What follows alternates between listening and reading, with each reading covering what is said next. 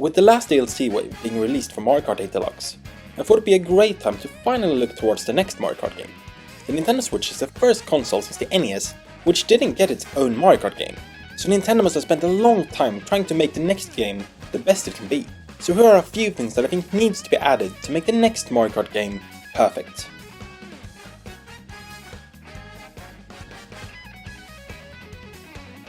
I've heard a lot of people talk about how Nintendo should convert Mario Kart to Nintendo Kart, where they would include more Nintendo characters from their entire catalog of games, similar to the Super Smash Bros. Games, but for Mario Kart.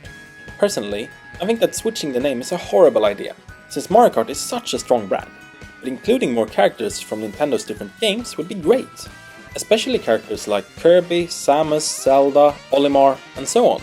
Even some third-party characters like Sonic would be very cool. I think that would be a great way to make the roster of characters more diverse and unique.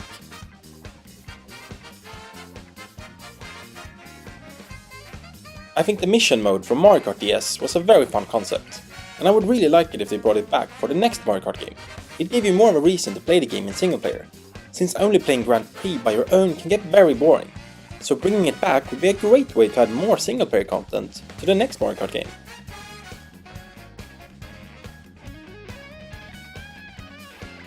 When you buy Mario Kart 8 Deluxe, every character is unlocked from the start, which I'm not a big fan of. I like having to work for the characters. It gives me a reason to play the game, especially if you play a lot of single player.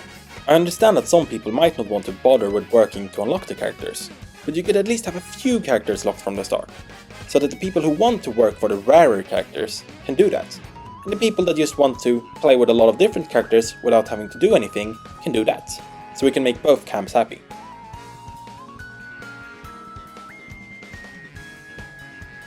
I love Mario Kart Double Dash. I think it's such a great game and it's so original.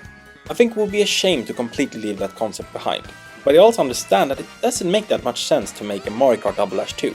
Therefore, I think it would be a lot of fun if they added a Double Dash mode to Mario Kart 9, so that you could both play the standard way or with two drivers at the same time. I think that would give the game a little more depth, and more options to choose from when playing regular races.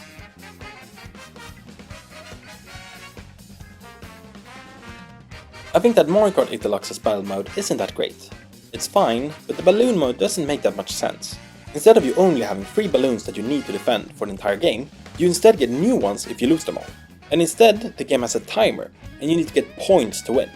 I think this takes away a lot of the fun from balloon mode, since there is no risk. You will always get new balloons if you lose them all, so you can always go on full attack mode. You don't need to defend, you don't need to be strategic, you can just go crazy. It would make a lot more sense if you had it like a battle royale, like it was back in the day. You get 3 balloons and you need to defend them, and if you lose them all, you're out. And you play until there's one car standing, and that car wins.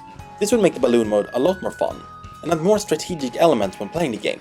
You need to be defensive, you need to be offensive, you need to strategize how to survive and how to eliminate the other cars. I know people are tired of battle royale games, but I think it makes a lot of sense for the balloon mode.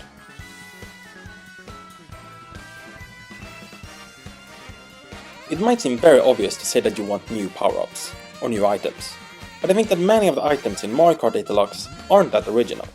I mean, of course you need to have the red shell, the green shell, the blue shell, the banana peel, and so on. Those are a staple to Mario Kart and need to be included in the next game.